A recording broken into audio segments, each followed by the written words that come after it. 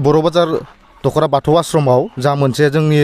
UPPL government थानाय समावनो जोंनि फर्मार इएम डक्टर निरज स्वरगियारि बिथाङा मोनसे समायना 10 लाखनि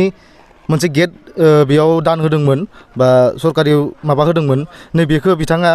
थांनाय समाव थांनाय 2025 मायथाइयावनो बिथाङा बेखौ गायसनखाबायमोन जिहेतु जाखाबाय थानाय खामानि दाबो अनगयिं सोलिगासिनो बे खामानिया दा बे खामानिखौनो दाखालि बावै 23 फेब्रुवारियाव बिथां सरन बर' एमएलए बिथाङा फैनानै फिन आरो बे जाखाबाय थानाय खामानियावनो फाउन्डेसन स्टोन होननानै मोनसे खुन्था गायसननायनि मोनसे खाम्फा गायसनफैदो दा बे बुस्थुखौ जों हमना मोनाखै जे बिथाङा बे सोलिखाबाय थानाय बुस्थु बोरै आरो गोदानै अन्थाइ खाम्फा गायसननाय मोनसे मुं होफैखो दा बियो जोंनि बर' बाजार ओनसोलनि रायजो राजाफोरखौसो खाना सानखोना ना मिथियै जाम्बा जाम्बि सानखो जों दा बिनि फारसे मोनसे सोंलु फैदों आरो बे सोलिखाबाय थानाय खामानियाव बिथाङा आरो बिथांनि जा मोनसे बिपिएफ हान्जानि मेम्बारफोरा बिथांखौ बोरैहाय जेनेबा बे सोलिबाय थानाय खामानियाव बेबायदि गोदानै गायसननाय खाम्फा गायसननो खाबु होखो दा जों बेखौ मोनसे सोंनाय फैदों आरो बे मोनसे खामानिखौ जों बुंनो थाङोबा मा होनना बुङो बे अमा हालि उरलुनायाव सैमाया गाग्रुनाय होननानै जों मोनसे बुंनो हायो आरो दा बे खामानियासो सोलिगासिनो दा बिपिएफआ थांनाय 10 बोसोरावथ' जोंनि बे बर' बाजार ओनसोलाव जेबो खामानि होनो हाखायाखै दा जोंनि इउपिपिएल गभर्नमेन्टआ थानाय समाव जि मोजां मोजां खामानि गायसनना गालांबाय दा खामानिया सोलिबाय थानाय दा बे खामानियाव बिथांमोना मा होननानै दा जोंनि बबेबा जायगायाव अन्थाइ खाम्फा बुख्रुबनाय बबेबा जायगायाव गोदानै सोलिबाय थानायावनो खाम्फा गायसननाय बे बुस्थुजों मा पलिटिक्स खालामनो सानदों बा रायजो राजाखौ माबायदियै जाम्बा जाम्बि खालामनो सानदों दा बिनि सायावसो जोङो सोंलु उथिखांदों आरोना बिनि सायाव दा जोङो रायजोफोरखौ बुंनो लुगैयो दा खोन्थानो लुगैयो बे खामानिया अलरेडि जाखाबाय थानाय जिहेतु बेयाव जोंनि इएम बिथाङा जोंनि बे गोथार दिउरिखौ लानानैनो बे खुन्थाखौ गायसनदों बे जोंनियाव प्रुफबो दङ आरो बे जोंनियाव गोदोनि फट' हरिबो जोंनियाव दंखायो बे हिसाबै जों बे बुस्थुखौ रायजोफोरनो क्लियारै खिन्थानो सानदों बेयाव बिथांमोननि जेबो आखाइ गैया बिथांनि जेबो अनुदान होननाय बुस्थु बेयाव गैया होननानै बुंजायो बोरैबा बोरैबि दा जेनेबा जोङो बेयो जोंनिनो इउपिपिएल गभर्नमेन्ट समाव थानाय खामानि जिहेतु सोलिखाबाय थानाय खामानि दा बेखौ गासैबो मिथिनाया मोजां आरोना बिसोरनि गुन्दा बाहिनीनि आखल आखुखौ जिहेतु मिथिखायो मोनायाव जौ जुवाजों जेनेबा जौ सेरेब लोंनानै सेंग्राफोरखौ लाबथिं दा बेफोर खामानिखौ मावहोयो गावसोर अपेनाव थाया जानो हागौ खिन्थु गावसोरनि इसारायावनो गावसोरनि बुंनायावनो गावसोरनि थिननायावनो बेफोर गासैबो खामानिया जादों जिहेतु गोबां अन्थाइ खाम्फा गोबां सेंसन जाखानाय खामानिनि अन्थाइ खाम्फा मानगोनां फर्मारशिप प्रमद बर' सारा बेखेवना गालांनाय गोबां खाम्फाखौनो बिसोर बुख्रुबनो साहस खालामदों बुख्रुबनाबो गालांदों जोङो बे राहा हिसाबै जोङो प्रखाखनिक जेनेबा आयेनगत भाबै जोङो जोंनि ओनसोलनिनो थानायाव एजार होदों बा FIR होदों दा बिनि सायाव आयेनगत भाबै मा राहा लायो बिथांमोना आयेनासो मिथिसिगोन जोङो लुगैयो जे जोंनो बेफोरनि बागै आयेना जोंखौ न्याय होयो बा रायजोफोरनो न्याय होयो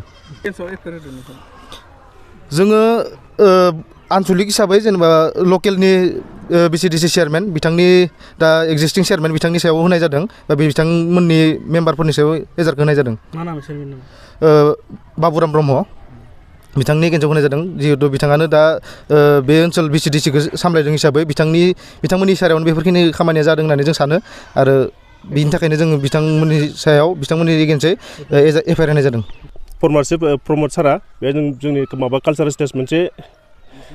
खुन्था गायसनना गालांदोंमोन फाउन्डेसन स्टोन बेखौ नैबे थांनाय फेब्रुवारिनि 23 बिपिएफनि माखासे गुन्दागिरिफ्रा बुख्राना गालांबाय दा बेखौ मानि थाखाय बुख्राना गालांखो जोंनो बिनि